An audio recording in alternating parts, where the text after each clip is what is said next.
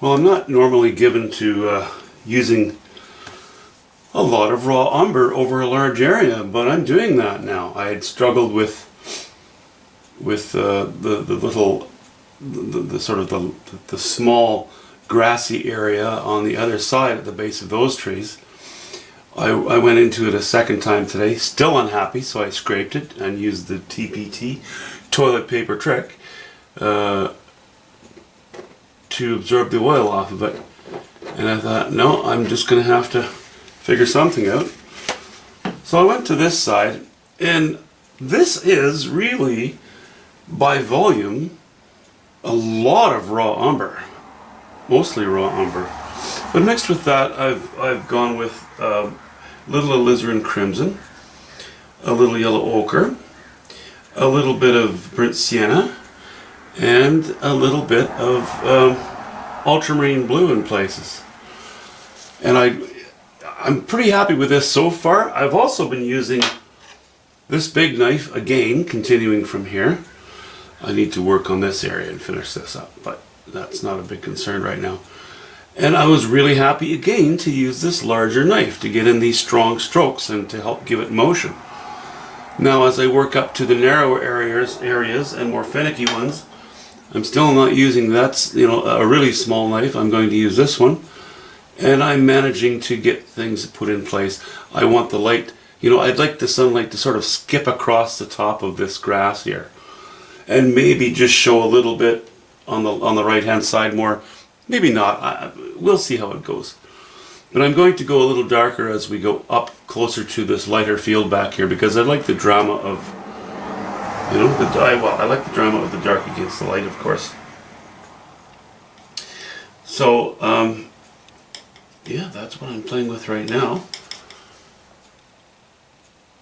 Yeah, as we get up there, I don't want to, right against the top, I really don't want a lot of color there.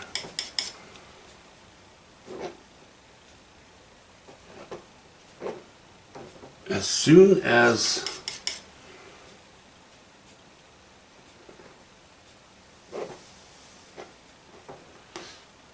this area goes in front of this tree, which is dark,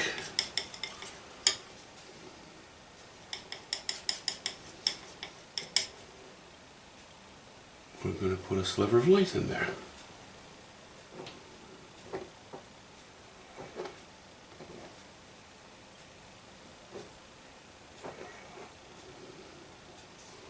Okay, I think those values work.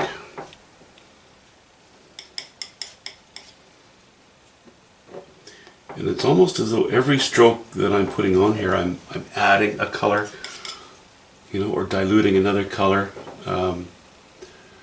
Hey, that's the fun part. That's the variety. That's how I like to play it.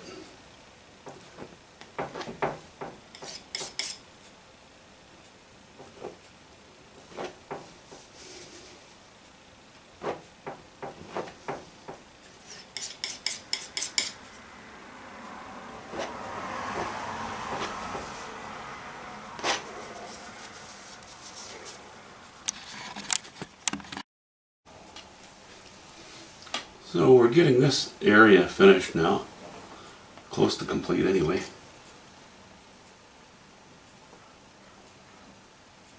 I think I'd like to bring this part and hook it back into here, not with these colors, just put it in the shadow.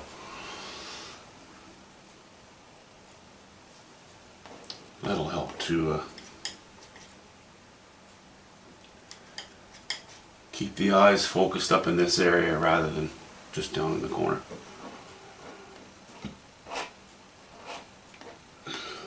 And I'm not using the huge knife at the moment.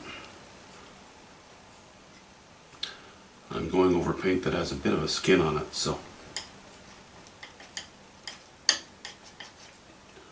it works a little better with the sort of mid-size one that I'm working on. I will keep that in the shadow, and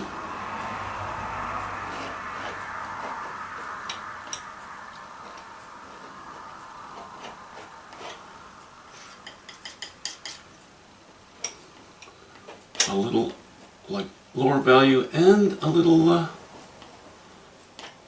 chroma, just sort of a warm gray. I'm still using ultramarine blue and alizarin crimson, but I'm mixing it with raw umber to knock it down a little bit.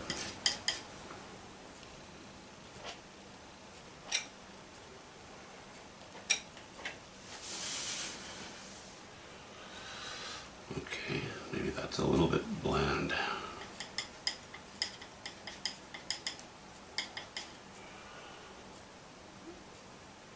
What if we just put a little bit more light in here? Just a bit.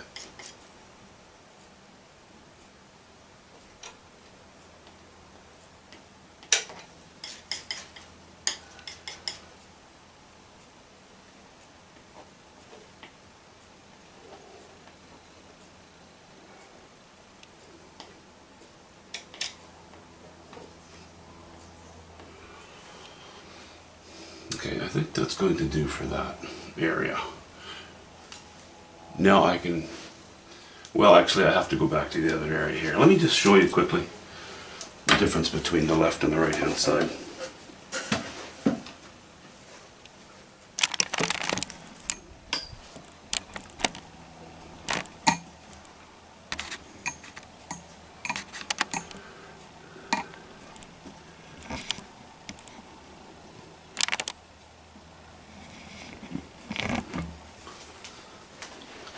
See how much strength we have?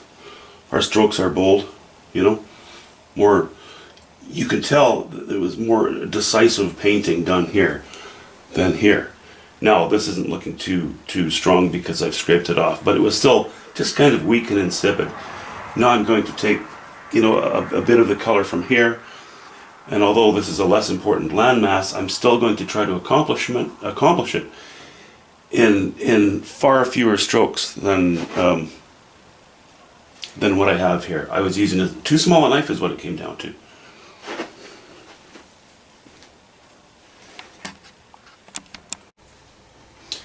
Well, I settled on some cadmium orange medium. No, cad orange pale. And a little bit of burnt sienna. And I immediately put in, what I put in immediately was too bright. So, you know, too much intense color near the top of the painting. So I toned it down, dumped in a bunch of yellow ochre and a bunch of burnt sienna to sort of carve in the backs of each tree here. Around the backs of it rather. You know, the very back here, this will be much darker of this tree. But we're getting around this tree to the side that the sun is shining on, and I don't want to end up too bright in the wrong places.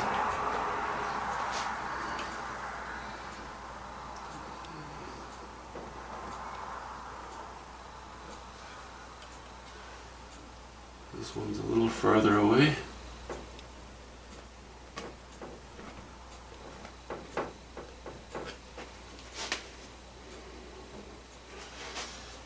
Yeah, that's,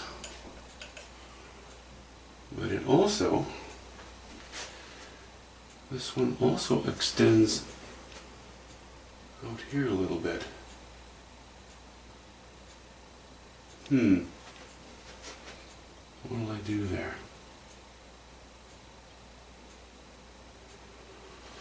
No, I think I was going to carry on here because this is part of this tree, but then I'll have an intense orange over a reasonably high value orange as well, so I just want to watch that a little bit.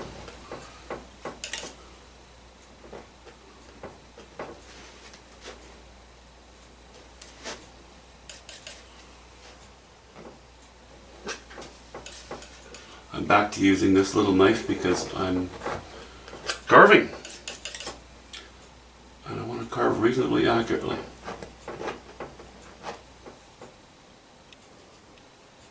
Now we'll just go with some yellow ochre and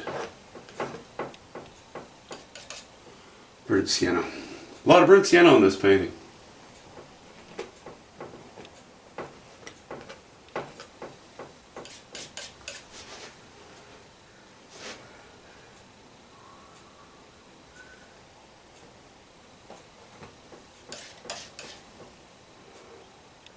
And of course, you need to keep everything, bearing everything in mind as you put your strokes on. You have to keep looking at these individual trees. You know, this is, you know, I've said before, well, you know, it's a good idea to paint your trees one at a time. But when they're clustered, you know, I don't believe in having a row of trees all separated from other trees and then painting them all sort of as you go like a production line, because you'll end up inevitably with some pretty boring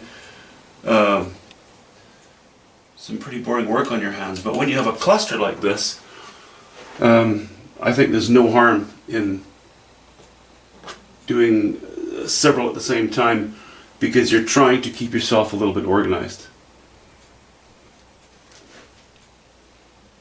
And I'm even going to lay in a little bit of light here.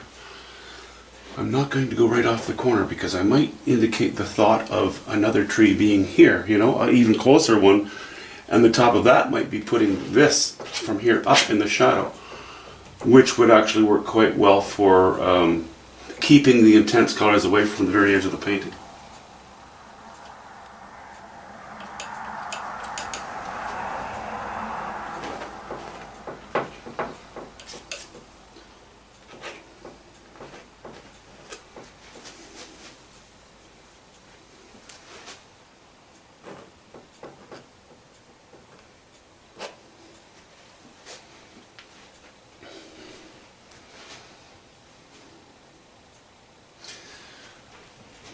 I don't know if I'll have as bright orange on this one or not. We'll see.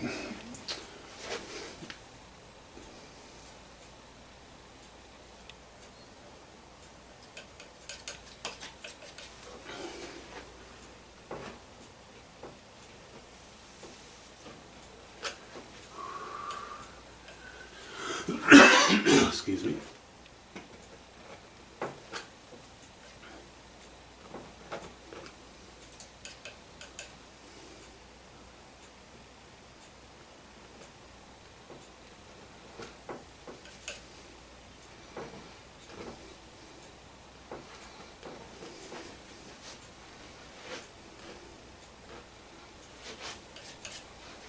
I'm slowly moving away from yellow ochre and going more towards burnt sienna. There will be a lot of strokes that are straight burnt sienna and some white amongst the foliage up here.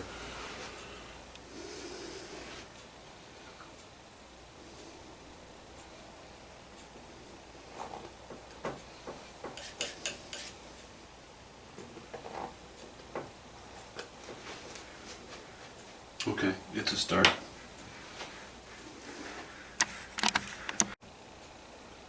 Well, there we've begun putting in some foliage on these. Pretty orange painting in a lot of ways. Those trunks might end up being more gray, you know, than dark. We'll see, I'm not sure yet.